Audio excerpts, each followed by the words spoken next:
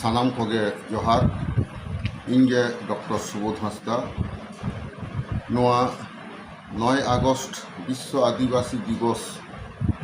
मानाव बाख्राते मिदबार कथा मेने ताबोना नेस दो पश्चिम बांगला सरकार विश्व आदिवासी दिवस सरकारी भावते बाय मानावेदा चेदा बाय मानावेदा ओना दो सरकार के बाडाया मेनखान अब आदिवासी समाज पश्चिम बांगला अब तो नवा दो भागे मेते दो बांगबन न्यालेदा चेदा से धरती जाकात माननी जहारे नवा विश्व आदिवासी दिवस को मानावेदा ओंडे पश्चिम बांगला सरकार तो सहायना नोंकाना मेटांग प्रोग्राम खन मेनखान 27 जुलाई पश्चिम बंग सरकार आयमा गोटांग आदिवासी संगठन साथे दुरुब कते गोटा लेदाय जे 9 আগস্ট मुख्यमंत्री उद्बोधनाय ओना अनुष्ठान और सानाम आदिवासी को ओंडे को हहो आकोआ जाव सेरमा लेका अब बन बाड़ाया 1994 साल खन नोआ मानाव दो एहब कना और मिद लेतार पश्चिम बांगला सरकार लहा बामफ्रंट सरकार तायमते तृणमूल सरकार नोआ दोकिन मानाव आगु गया मेनखान नेस सरकारी भावे मिदटां चिठी तालाते ओना को मेन केदा जे कथा नेस दो आदो बांग को मानावा चेदा बाको मानावा ओना कथा दो आदो बाको लई सदर आदो जहायन गे नोआते नोआ गे मिदटां सरकारा मिदटां उहिर भावना बाड़ाय नामोग कना जे सरकार तो बाय खोज कना नोआ आदिवासी दिवस हुई हिजुआन तबे अपन अपन आदिवासी को को मानाव दाड़िया अब दोबन मानाव गया और नोआ तो घटना जहां को उहिरते नोआ विश्व आदिवासी दिवस उनको आदिवासी गाताक मानमी को दो ठीक दो बानुक अब दो नोआ दोबन मानाव गया मेनखान तेही नोआ को कथा के लई लागती कना चेदा विश्व आदिवासी दिवस अब बन मानाव लगी कना आमदा गाखुरिया को नोआ कथा तो को लई का गया आर को लई गया चेदा से नोआ कान गया और बराबर गे अब बन नेल आगु कदा विश्व आदिवासी दिवस नोआ तो राष्ट्रसंघ गे मिद समय घोषणा ले ताहेना 1994 साल रे नोदे घोषणा कदा मेनखान 9 আগস্ট तो चेदा नोआ दो 1982 साल रेना 9 আগস্ট माहित छिलो जेनेभा शहर रे working group of United Nations on indigenous people नोआ को गालमाराव को एहब कदा आदो नोआ गालमाराव रे नोआ गे ठाड़ गोटा लेना जे कथा आदिवासी गाताक मानमी माने जहां मानमी दो एटा दिसम खन दो बांग को हेज कना अपन अपिन दिसम खन गे पाहिल खन को ताहे हेज कना अपन अपिन दिसम रेगे उनको के इंडिजिनियस को मेना इंडिजिनियस मेन कारण दो नोआ कना जे उनको दो बाहरी दिसम खन हेचाल हररेन पु पोंगरा दो को बांग कना ओनाता अब तो आदिवासी को मेताबन कना गोटा धरती रे नेल कना जहां तिने आदिवासी गाताक मानमी मेना को ओंडे एशिया महादेश रेगे 70% आदिवासी दो मेना को और बाकी को दो एटा एटा महादेश आ दिसम तो नोआ भारत दिसम दो धरती रेना जतखन नौकान मिदटां ᱧᱩᱛᱩᱢᱟᱱ और मुनान दिसम कना जहां रे दो जतखन सांगे आदिवासी नोडे को ताहेन कना आदो अब तो आदिवासी उत्नो लगिते आदिवासी भुलई लगिते भारत ना संविधान जहां लेका अब आर्टिकल को रे ऑल कदा आदिवासी भुलई लगिते होनवा को लेकाते के आदिवासी उन्नति रिना कमी से आदिवासी उत्नो ना कमी को चला हे कान ताहे नित हो चला कान गया मेनखान चेद लेका को लई केदा उनका दो बांग हुई कान रहो मेनखान हुयो काना आदो 2007 खन जहाँ United nation declaration on the rights of indigenous people जहाँ हेजना माने आनरिट को मैंने दा संक्षिप्ते ओना रे तो नोआ बन नेल नाम कदा जे आदिवासी को सानाम लेकान ऐदर ओंडे जाते बांचाव ताहेन ताकन मा उनकान कथा को ओंडे को लई कदा आदो चेद लेकान सानाम लेकान दो माने शिक्षा स्वास्थ्य संस्कृति धर्म नौका सानाम लेकान आको आदिवासी जागे मेना तकवा पाहिल खन हाने जुग जापा खन जहाँ को लैत तबना जे नोआ दो चेद लेकान कमी हरा को साब कदा जुतुम पाल्टाव रेना मेताबन काना को बनवासी मेमेन काना को जनजाति अरे अब जुतुम दो मेना गे दो बिछोर जहाँ छटियर कदेया को उनी जुतुम चेदा बादोआ अब तो आदिवासी बन आदिवासी लेकाते तो अब उपरुम दो मेना चेदा बनवासी को मेताबना नोआ तायम रे आदि मारांग मेटा षड़यंत्र मेना मेटांग मानमी जुदि आया जुतुम में पाल्टाते उपरुम दापाल गट काते उनी दो आदो आया जाति सत्ता बांचा बांग ताहेना जेमन सान्ताड़ लई लेखान गे आबुआ दो पार्सी ताबन सान्ताड़ी धरम ताबन सारी धरम धरम पुथी जमसिम बिनती आबोरेन बोंगा बुरु दो मारांग बुरु जाहेरेरा मोड़े को तुरुई को आबो दो बोंगा बुरु को मेना ताबना बाहा माग मोड़े सोहराय एरक सिम माग सिम जानथार जमसिम काराम नौका एने सेरिंग हो मेना ताबना दासाय मेना ताबना सोहराय को हो मेना ताबना सारपा को हो मेना ताबना दंग लागड़े नौका जुदे जुदे धर्म रेना कमी हरा और लाकचार रेना कमी हरा को मेना ताबना तो नोआ को सानाम आदोआ जुदि आमा सान्ताड़ मितुम अचोगटा उनका जुदि आदिवासी खने छुड़ेर केट मेया ताहले आदिवासी लेकाते भारत देश में जो आदिवासी तो 730 आदिवासी एसटी लेकाते संविधान रे छटिए लेका कोय तेहिन नुकु बनवासी गट काकोय ताहले मिटांग कलम रेना मिटांग गार तेगे आदिवासी उपरम को चाबा एवं नोआ चाबा दाड़िया खान गे झोता दो हिंदू लेकाते आमे लेखा दाड़िया ओनाते आबोरेन गुदाकिलान सेचेदान हर को कलेज विश्वविद्यालय पढ़ा कुकली को अपनारा उपरूम आपे के नेल ताबन पे कारण जहाँ जेत आया नागाम के बाय बाडाया उनी दो आया नहा चेद लका चलाक कना और नागाम चेद लका हुयुग ताया उना अहय गोटा किया उनाते आबुआ दो नागाम पुइलो बाड़ाय हुआ तबे ना आगाम लगी बन कामी दाड़िया उनाते तेहिं विश्व आदिवासी दिवस रे आबो उना उहिर हुयुग ताबना जे यूसीसी जुदी चालूगा अब चेद चेद ध्वंस ताबना आदि गोटांग उपरुम अब चाबा नोजे आदिवासी लेकाते अब तेहिं उपरुम बन ᱧᱟᱢ कदा बन ᱧᱟᱢ कदा उना आदिवासी लेकाते जहां उपरुम नोआ किंतु गापा हिलु दा दो चाबा तामा चेदा चाबा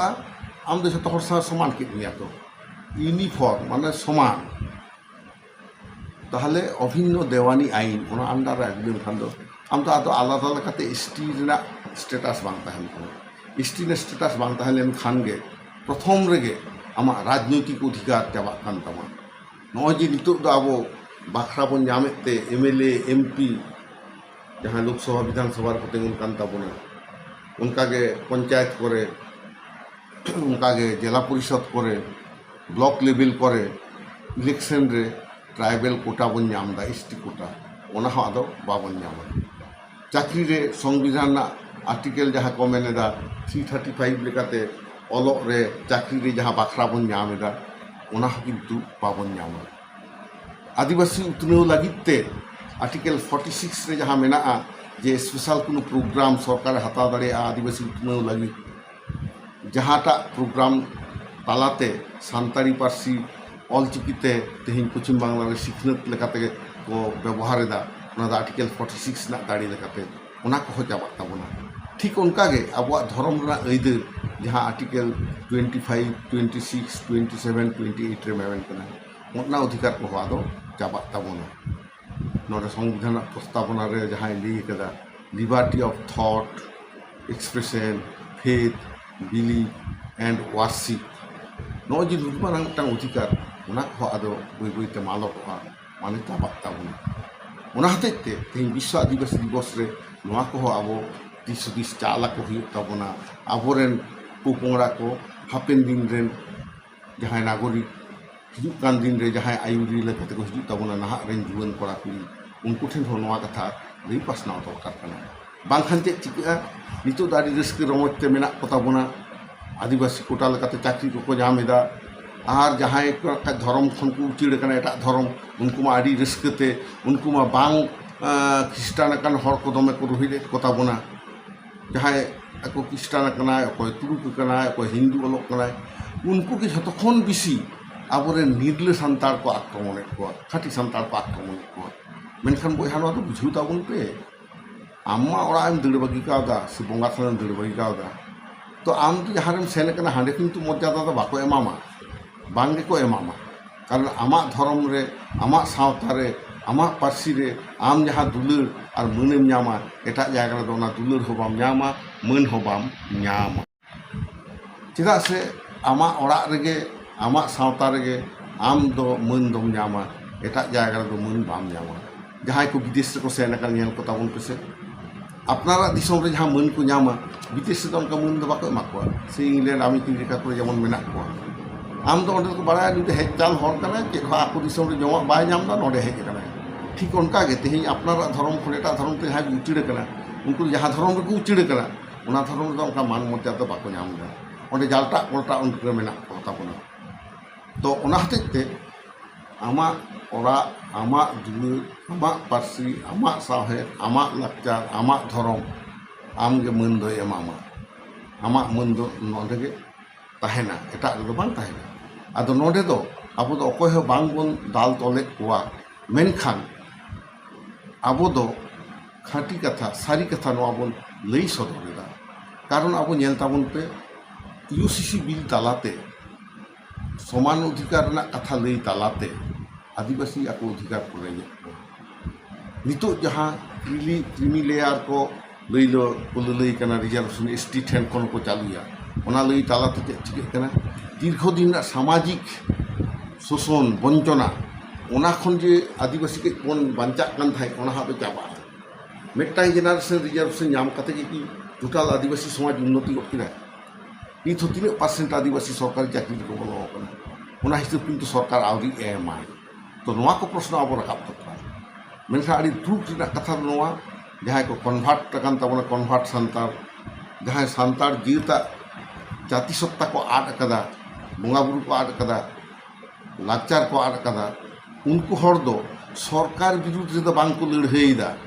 आदिवासी चितान रे नाहाचार हुई लेकिन सरकार विरुद्ध रे कन्भार्टेड सान्तार बांग को लड़हईदा बोला आबो उनको निर्ले सान्तार खाटी सान्तार के को लड़हईया आबो के जानाम आड़ांगते ऑलचिकिते आयु आड़ांगते ऑल सरा लगी बन लड़हई कदा सान्तारी पासे 8 बन लड़हई कदा मेनखान जहां को कन्भार्ट अकन ताबोना से जहाटा धर्म रे हुई दाड़िया उनको तो किंतु आयु आड़ांग तो अलसरा लगी बाको आंदोलन कदा ऑलचिकियाते मा बांगे उनको तो बांग को खोज कदा जानाम पार्सी तो अलई छड़ाया तेहें 22 दिसंबर 2003 साल सान्तारी पार्सी संविधान रे बन सेलेक्ट हचके खातिरते तीन सान्तारी ते पढ़ाव चला कना भारत दिसम रे सान्तारी हो जे मिटांग लैंग्वेज करा नोहा जे मिटांग एडुकेशनल कारिकुलम रे मीडियम ऑफ इंस्ट्रक्शन लेकाते माने चालू काना नोआ खबर तेहिं धरती जाकात हर को बड़ाय जाम दा मेनखान अब कन्भार्टेड सान्तार नोआ कथा हो बांग को सिक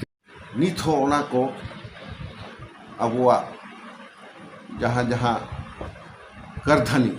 जे एडुकेशन इन मदर टांग इन ऑलचिकी स्क्रिप्ट नोआ तो सान्तार आदि रकम बांचाव केत बना अब उपरुम साब दो केदा मेनखान अब कन्भार्ट अकान सान्तार को धर्म बागी अकात सान्तार को उनको नोआ बांग को सिक आदु चिके को ना अपना अपना व्यापार मेनखान का जीता क्षति कना कारण उनको नित हो किंतु सान्तार मेनते को बन लेखाय को किंतु आको तेगे आकोआ उपरुम को आदा आकोआ गरम हराम गरम बुढ़िया उपरुम किंतु बाको ñam दा उनको जहां को कन्भार्ट कना जहां धर्म रे सेन कना ओना धर्म रे साधु साधी या नितुम को एमा को कना अपना रे गरम हराम गरम बुढ़िया नितुम दो किंतु बाको एमा को कना आदो ओनाते तेहिं कोर्ट करे आमदा राय बन ñेलेदा आदि गोटां को एम कदा जे धर्म परिवर्तन लेनखान उनको किंतु रिजर्वेशन से बाखराना हाटिंग दो बाको ñama नोआ को हो चला कना मेनखान ना दो जखन ओना को इम्प्लीमेंटा तखन बन ñेला मेनखान आसल कथा दो अपनारा जीत ना उपरुम नोआ दो अपना तेगे बांचाव हुई तबन सान्तार कना बन ओराव हो ओराव मुंडे हो मुंडे गोंड भील नुकु हो अपना जेता उपरूम बांचाव दो जुदी उनको बांको बांचाव तकवा अकय आदिवासी जुदी अपनारा जेत उपरूम बाको साब दो दाड़ेया सारिगे मिद दिन हाबिज दो किन्तु नुकु दो जेत लेकाते हतो को मालक चाबा ताबना अब सानतार दो सानतारी ते संविधान रे बन सेलेक्ट चो नितो धर्म ना कोड लगित हो नासे दोबन लहा आकना पश्चिम बांग्ला विधानसभा खन बिल बन पास चो मेनखान एटा एटा आदिवासी पार्सी साहे लाकचार धर्म नित हो एकदम ध्वंस से चलना से रापुद चाबा से चलना तो नोआ दो आड़ी दुख रहा कथा अहिं विश्व आदिवासी दिवस रे नोआ कथा को किन्तु को लई कदा माने permanent forum on indigenous issues नोआ टा कमिटी होय कामीदा आदिवासी उत्थान लगिते तेहें 2022 खन 2032 हाबी तेहें दो माने इंडिजिनस लैंग्वेज ना डिकेट्स बनते से दशक बनते को घोषणा कदा उन्हा इंडिजिनस लैंग्वेज से आदिवासी को पासियाते कामी लगी आयमा गोटां कामी हरा मेना नोआ को अब कामी हुई तबना जतखन मारांग कथा आदिवासी को लहा हुआ लहावा को लहा हेज लेन खान दो आदिवासी अपनारा उपरूम को साब दो किया और आप आदिवासी अपनारा उपरूम बाय साब दो दाड़ेया तेहें विश्व आदिवासी दिवस मानाव रना कोनो रकम लाक्ति के उन दो बांग हुई तेहें विश्व आदिवासी दिवस रे आम किन्तु नोआ क्रिय हताव हुई तमा जे आमा पार्सी साहे लाकचार धर्म आमेम बांचावा ओका लगाते बांचावा ओना दो आमगे हर डहार दो पांजाय हुई तमा चेदा से अब आदिवासी सत्ता जाति सत्ता बन बांचाव करते जहाँ जहाँ जिनिस बन बांचाव दा हो दाड़ी गावदा ओना जिनिस को तेहें आदो बन आदा एटा एटा आदिवासी दो आठ बय हक कदा तो अब बई बई तो ना आद दाड़िया तबना तेहें अब नोआ जिनिस उहर हुई तबना जे अब जुदी तेहें बांगबन बांचाव ताहेना आदिवासी उपरूमाते अपनारा पार्सी साहे लाकचार धर्म नोआ को जुदी बांगबन बांचाव दोहया ताहले खान दो गपा हिलो जुदी आदिवासी लेकाते अबुआ उपरूम जुदी सरकारे बातिल गोद काताबोना ताहले खान दो अब तो किन्तु आदो अहबन दाबी किया शुद्ध आसानतार तो चेदा एटा जेकोनो जाति के अहय लई के इन आदिवासी बनी कारण आदिवासी ओना कन्सेप्ट के जुदी चाबा आदिवासी मेनते के जुदी आम बाय पाता में बनवासी के में ओना हो जुदी बाम प्रतिबादा सानतार आमा ᱧᱩᱛᱩᱢ ते पाल्टाव कदा आदो आम आम नाम आसाम रे सानतार सामान्य टी ट्राइब्स मेटा टी को बैसे कदा चा श्रमिक लेकाते आम टी ट्राइब्स के में चा बागाने कर्मरत माने आदिवासी आदो टी ट्राइब्स के में खान आदो एसटी लेकाते बाय एमाम कदा ताहले इनेटुकु के जुदी चेंज चामा चा चाबा ताहले नोरा टोटल ᱧᱩᱛᱩᱢ गे आदिवासी दो बनवासी के में ताहले आम चिकेते ᱧᱟᱢᱟ ओनाते यूनिफॉर्म सिविल कोड विरुद्ध रहा अब लड़ाई हुई तबना आदिवासी चितान आलो लादी लड़ाई हुई तबना ताते कन्भार्टे हुई नन कन्भार्टे हुआ नित हाबी जो अंत कन्भार्टेड सानतार को से कन्भार्टेड आदिवासी नित आदिवासी सुजोग तो नाम हतारे गया 3 दिन को नामा नोना गारंटी तो बानुआ मेनखान उनको लड़ाई लाक्ति कना उनको लड़ाई लाक्ति कना जे आदिवासी सत्ता से एसटी स्टेटास तो जाते ताहेन मा जुदी बाको लड़ाई आदो अब तो जहाँ निर्दलीय सानतार मेना को से नन कन्भार्टेड ट्राइबल मेना को इंडिया रे उनको लड़ाई लाक्ति मेना तको कारण बांचा हुई तबना जहाँ को कन्भार्ट करना उनको तो धर्म रे को बांचा आशा जुदी मेना तखन ओडे को बांचा किंतु अब तो अकय बांचा बना अब तो आबोते बांचा हुई तबना ओनाते अब नोआ बन दिसैमा यूनिफॉर्म सिविल कोड जो ताहले अब चेक चेक बन आद दाड़िया यूनिफॉर्म सिविल कोड चालू लेनखान एमनी खाटो माछाते लई लेखान अब चेक चेक आदक ताबोना पहलो रेगे अब छोटो नागरिक टेनान्सी एक्ट जहाँ एक्ट खातिर ते ट्राइबल हासा एटा ट्राइबल को हताव किया ओना रक्षा को चाबा तारपरे गे सान्ताल परगना टेनान्सी एक्ट ओना हो हासा जहाँ रुखी ताबन थाई ओना हासा रुखी दाड़ी आदो बांग ताहेन ताया उनका के चाबा ताबोना पुआ act prevention of SC/ST prevention of atrocity act 1989 ओना हो चाबा उनका के चाबा ताबोना abo mane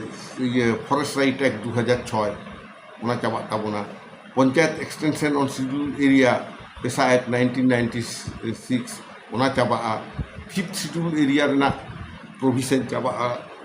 article 25 26 27 28 noa re jaha eider bon nyameda apana apna dhorom prochar se chorcha lagi ona ho chabak tabona onka ge article 29 29 1 जहाँ दो अपन अपिन पार्सीते अपन अपिन चिकीते पढ़ाना अधिकार बन नाम अकदा भारत ना संविधान लगते ओना हो उन दो चाबा उनका के आर्टिकल 46 चाबा तबना जहाँ दो आदिवासी को उतनेउ लगी सरकार आलादाते एक प्रोग्राम तैयार दाड़िया ओना हो चाबा उनका के आर्टिकल 330 चाबा तबना जहाँ दो SC ST पार्लियामेंट रे सीट ना मिटा बखरा एमाउन कना उनका के 332 आर्टिकल ओना हो चाबा जहाँ दो SC ST अब असेंबली रे मिटांग सीट ना बखरा बन नामेदा MLA लगी सुजोग बन नामेदा उनका के आर्टिकल 335 हो चाबा तबना जहाँ आर्टिकल 335 दो अब चाकरी रे से पढ़ा रे मिटांग बखरा से मिटांग ऐदरे एमाबन कना उनका के आर्टिकल 341 ओना दो शेड्यूल कास्ट लेकाते उसे चाबा शेड्यूल कास्ट को आर्टिकल 342 दो आम ट्राइबल लेकाते जे छेटियर में ओना अधिकार पहुँचाबा इन बेगर आयमा गोटां आरो मिटां कन्स्टिट्यूशनल सेफगार्ड एंड प्रोविजन्स मेना ओना को किन्तु चाबा ओना हतेते बयहा बहिन निये विश्व आदिवासी दिवस इन लेदा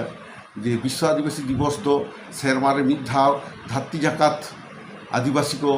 मिटां एभेन रेना तां दावे एम अकाउंट ओना यूनाइटेड नेशंस आबो आदिवासी को जातिसत्ता बांचाव लगिते अब जहाँ थी अलग बन सेड़ा कदा उनको को एभेन और अब तो बन एभेन को आबोरेन तायमकान बयहा बहिन को चेदा से कथा रगे मेना unless you teach your children peace other will teach them violence आम तो जुदी आमरेन गिद्रे बुगिया बाम सेड़ाया एटा हर तो बाड़िया सेड़ा को अब तो जुदी आबोरेन हर अपनारा धर्म सावता आरिचेरी लाकचार इदिकते बांगबन सिखा पढ़ाव कोआ तो एटा हर हेज कते एटा एटा लाकचार एटा एटा धर्म एटा एटा बेबाड़ी कामी रेको लगाव कोआ नोआ तो सारी कथा कना ओना हतेते तेहें आबो नोआ विश्व आदिवासी दिवस दिसे कते आबोरेन हर चिकिते बन सामटाव कोआ जहाँ रस्के रमज तेको बइये कना खाली नाना रकम छापरी को एनेजा अको दो छापल छापल को एनेजा कते यांग जेनारेशन यूथ पावर को ध्वंसयेद ताबोना उनको नोआ बुद आकिल दिसे उइहरा को हुआ उनको आकिल दिसे तेहें सोजे डहार रे आगु हुआ जहाँ उनका को एने सेरिंग जोंग कना बार पैसा हेज गोद कानते मोबाइल को किरिंग गोद जोंग कना ए ऑर्केस्ट्रा को करावेदा कते आंदोलन से दो बानु को अपना जातिसत्ता रक्षा लगी दो बाको छुटेउ कना को आपान आपिन मध्य रस्के रमज कते रस्के रेको जबे कानते आको अधिकार अदयना लड़ाई खन दो साहा इदी कना और नुकु जाति तो बेसि दिन बाको ताहेना गापा हिलो नुकु को रडज कोआ लेबेट कते झतो को लाज को पुटी ताकोआ लिंगोत कते झतो को अदय कोआ हासा जायगा को लगा कोआ आदो मिहु मेरम डांगरी लेका उनको जीवन कटाव हुई ताकोआ उन्हाना प्रमाण बन नामेदा खाली जुदी बन नेला आदिवासी को तीन गान दारिद्र सीमा लतार रे मेना को आदिवासी को तीन गान नित हो इलिटरेट मेना को ओना को जुदी बन नेला एवं ह्यूमन डेवलपमेंट इंडेक्स जुदी बन नेला आदिवासी तीन लतार रे मेना कोना एटा आदिवासी को से एटा मानुन को तुलनाते नोआ को जुदी बन नेला अलग पढ़ाव सेड़ा कता दे चेद हुई बयहा अब जुदी अलग पढ़ा सेड़ा करते Marang Marang officer डाक्तार engineer professor करते अब सहार बन ताहेना ताहले आबोरन हर को चाबा अब जित चाबा आदो गापा हिलो आम तो आदो कोई बांचाव मेया ओनाते मिटांग कथा मेना मिद हर नोंका कवि लई लाय इन जखन हानकु एटा जित को आक्रमण को आदो बइन रड़ लेदा कारण इन तो बाको आक्रमण करिया जखन इया पासे रड़ानी को दाल करिया तल के चेद बइन लई केदा कारण इन तो बाको ताल करिया आर एटा हर कोन को दाले कना लिले इन तो बइन मुनि बइन दो खदिया कारण इन तो बाको दालिन कना किंतु जखन इन दादाल को हेजना उन दुन नेल के को इन दो लगी कोय हाथ सारे ना लेदा जखन इन दादाल को हेजना उन ᱧᱮᱞ ᱠᱚᱣᱟ ᱤᱧ ᱥᱩᱨ ᱟᱫᱚ ᱚᱠᱚᱭ ᱦᱚᱸ ᱵᱟᱹᱱᱩᱜ ᱠᱚᱣᱟ ᱠᱟᱱ ᱡᱷᱚᱛᱚ ᱠᱚ ᱜᱚᱡ ᱪᱟᱵᱟ ᱟᱠᱟᱫ ᱠᱚᱣᱟ ᱛᱚ ᱦᱚᱸᱜᱼᱚ ᱱᱚᱣᱟ ᱫᱚ ᱥᱟᱵᱚᱭᱦᱟ ᱟᱞᱚ ᱦᱩᱭᱩᱜ ᱢᱟ ᱛᱮᱦᱮᱧ ᱫᱮ ᱵᱚᱱ ᱪᱷᱩᱴᱟᱹᱜᱼᱟ ᱛᱮᱦᱮᱧ ᱵᱷᱟᱨᱚᱛ ᱫᱤᱥᱚᱢ ᱨᱮ ᱟᱵᱚ ᱥᱟᱱᱛᱟᱲ ᱞᱮᱠᱟᱛᱮ ᱵᱟᱧᱪᱟᱜ ᱦᱩᱭᱩᱜ ᱛᱟᱵᱚᱱᱟ ᱜᱩण ᱞᱮᱠᱟᱛᱮ ᱵᱟᱧᱪᱟᱜ ᱦᱩᱭᱩᱜ ᱛᱟᱭᱟ ᱢᱩᱸᱰᱟᱹ ᱞᱮᱠᱟᱛᱮ ᱵᱟᱧᱪᱟᱜ ᱦᱩᱭᱩᱜ ᱛᱟᱭᱟ ᱟᱯᱟᱱ ᱟᱹᱯᱤᱱ ᱟᱹᱫᱤᱵᱟᱹᱥᱤ ᱟᱯᱟᱱ ᱟᱯᱚᱱᱟᱜ ᱯᱟᱹᱨᱥᱤ ᱥᱟᱶᱦᱮᱫ ᱞᱟᱠᱪᱟᱨ ᱫᱷᱚᱨᱚᱢ ᱵᱟᱧᱪᱟᱣ ᱦᱩᱭᱩᱜ ᱛᱟᱠᱚᱣᱟ ᱛᱚᱵᱮᱭᱮᱱᱟ ᱟᱢ ᱟᱹᱫᱤᱵᱟᱹᱥᱤ ᱞᱮᱠᱟᱛᱮᱢ ᱵᱟᱧᱪᱟᱜᱼᱟ ᱟᱹᱫᱤᱵᱟᱹᱥᱤ ᱡᱟᱹᱛᱤ ᱥᱚত্তা ᱵᱟᱧᱪᱟᱣ ᱦᱩᱭᱩᱜ ᱛᱟᱵᱚᱱᱟ ᱛᱮᱦᱮᱧ ᱱᱚᱣᱟ ᱟᱵᱚ ᱵᱩᱡᱽ ᱦᱩᱭᱩᱜ ᱛᱟᱵᱚᱱᱟ ᱟᱨ ᱮᱴᱟᱜ ᱫᱷᱚᱨᱚᱢ ᱥᱟᱶ ᱟᱹᱫᱤᱵᱟᱹᱥᱤᱭᱟᱜ ᱫᱷᱚᱨᱚᱢ ᱫᱚ ᱱᱚᱣᱟ ᱛᱮᱜᱮ ᱟলাᱫᱟ ᱜᱮᱭᱟ ᱟᱹᱫᱤᱵᱟᱹᱥᱤᱭᱟᱜ ᱫᱚ কাস্ট বেস রিলিজিয়ান কানা জাত ভিত্তিক ধর্ম কানা আর এটা খ্রিস্টান মুসলিম সে নুকু হিন্দু को नुकु तो जहाँ के ओना धर्म रे हेज दाड़ेआय उनको तो जेत लेकाते तो बाको लेखा कोआ उनको तो धर्मीय गोष्ठी लेकाते जे कोनो जेत के ओना धर्म रे बोलो रे किंतु आदिवासी को बेतार रे दो आम दो हुई ओना जेत री हर बाम होई लेखा ओना धर्म रे को बाम हेज दाड़ेआ ओनाते आदिवासी धर्म रे दो बाय बार्थ को हुआ ओनाते आदिवासी दो एटा धर्म रेन हर कन्भार्ट करते बाको आगु कोआ से एटा जित कन्भार्ट करते दो आदिवासी धर्म रे से सारी धर्म रे से सान्ताल धर्म रे से गुण धर्म रे बाको हेज दाड़ेया किंतु जहाँ करे दो कास्ट बेपार दो बानु तक खाली धर्म के उनको तो हानि नहीं गे झोतो को आगु कोआ काते आको धर्म रे को मेसा कोआ होनवा को तफात अब बुझियो तबना बुद्धिजीवी आदिवासी को नोआते बन उहिर भावना मा तबेना किंतु अब समाज रे मिटांग उदुआन लेकान कामी बन कामी दाड़ेया कारण